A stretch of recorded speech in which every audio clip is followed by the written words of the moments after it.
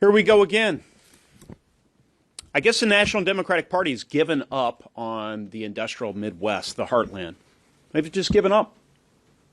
It was a year ago next week that Democrats attempted to push through a $3.5 trillion tax and spend boondoggle. We won the argument and we won the day. But here we are making the same arguments. My hope is that in the end we'll be victorious, but I don't believe the Democrats are doing this for political reasons. Because I tell you, this is really bad politics back where I live. We have the worst inflation in certainly in memory. And they're trying to revive this massive tax and spending initiative. So listen, let's look at the latest iteration of that legislation, which they have, in a nod to George Orwell, dubbed the Inflation Protection, Inflation Control, whatever it is, Act. It does nothing of the sort. This bill would raise taxes on nearly every income bracket in America. It would increase taxes on those Americans who make less than $10,000 a year. I represent a lot of those Americans.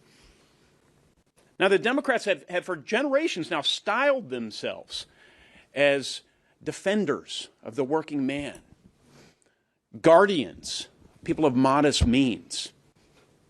This is so ill-advised. This is punitive to the least among us in this country. And it's more than that. The median household income in the state of Indiana is $58,000. Under this plan, families in that income range in my state will see their taxes increase by $2 billion next year alone. I'm here for those families. I'm speaking on behalf of those families. They're upset. They find this absolutely absurd. We are the most manufacturing-intensive state in the country. As we've already heard, this legislation will slam our manufacturers. This is an anti-Indiana bill.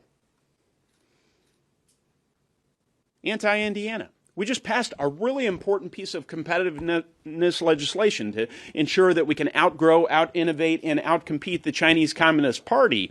We do that with one hand, and the other hand, we have a Democrat-led Senate and House and White House advancing an initiative that will, in fairly short order, undermine our national competitiveness.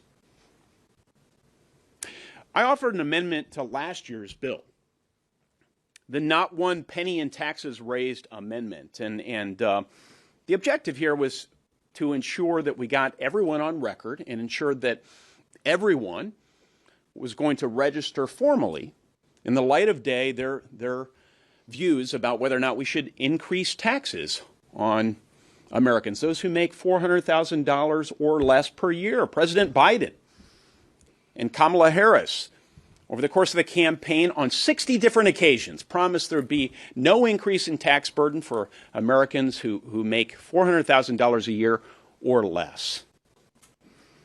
Well, folks, Democrats are trying to ram through legislation this week that puts a $16.7 billion tax burden on that same cohort of Americans. So here we are again.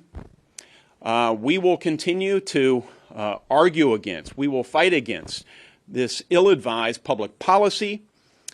We can only hope that this year's bill suffers the same fate as last year's.